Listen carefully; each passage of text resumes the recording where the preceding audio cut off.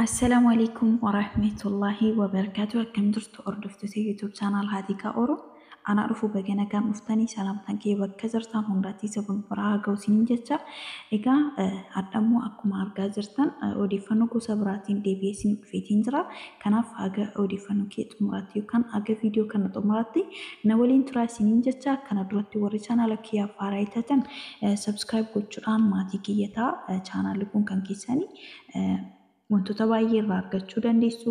Subscribe si jettu sana tokkodhaan all kan jettu san irra kaachuudhaan maatii keenya ta'uu hin dagatinaa. Viidiyoo kee guyyaarraa guyyaatti akkasiin bira ga'u yoo feetan subscribe gochuudhaan maatii kiyya ta'a jechuudha. Akkasidha asumaan immoo viidiyoo kana like share gochuu hin dagatinaa. Hiriyoota keessaniif dabarsuu hin dagatinaa. Akkasumas yaada qabdan koomentii jalatti naaf kaa'uu yookaan naaf barreessuu hin dagatinaa isiniin jecha.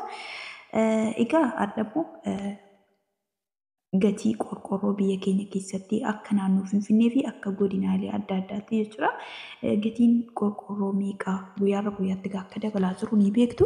Egaa akka guyyaa hadhaatti yookaan immoo kan guyyaa hadhaa qabadhee siif dhufeetiin jira.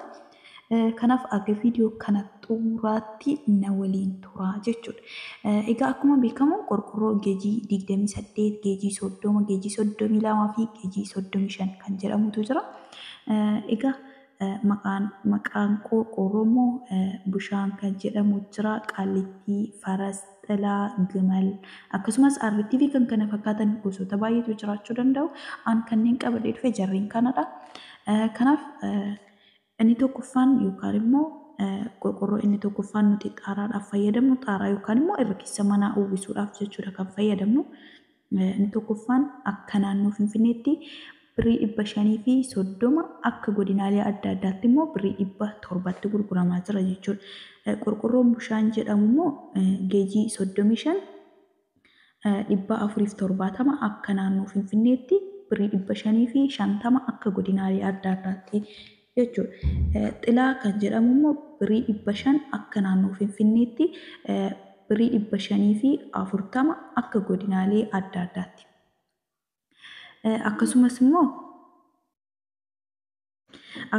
immoo Faras kan jedhamu birrii 520 akka naannoo Finfinneetti birrii 650 akka godinaalee adda addaatti jechuudha.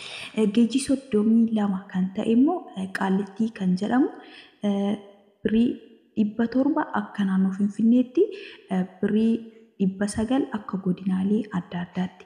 Arrittii kan jedhamu immoo birrii 880 akka naannoo Finfinneetti birrii 1000 akka godinaalee adda addaatti.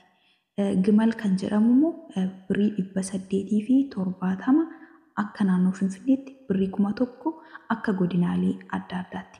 Egaa walumaa galatti isiniif gala jedhee yaada yookaan immoo isiniif galeera jedhee yaada. Kanneen keessaa immoo kanneen mooraadhaaf fayyadamnu yookaan immoo xiqqoosii kan mooraadhaaf fayyadamnu yookaan kan gibbiidhaaf fayyadamnu addadha waan ta'eef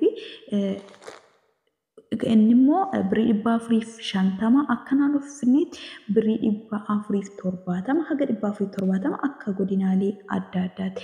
Akkasidha gatiin qorqorroo walumaa galatti kana fakkaata.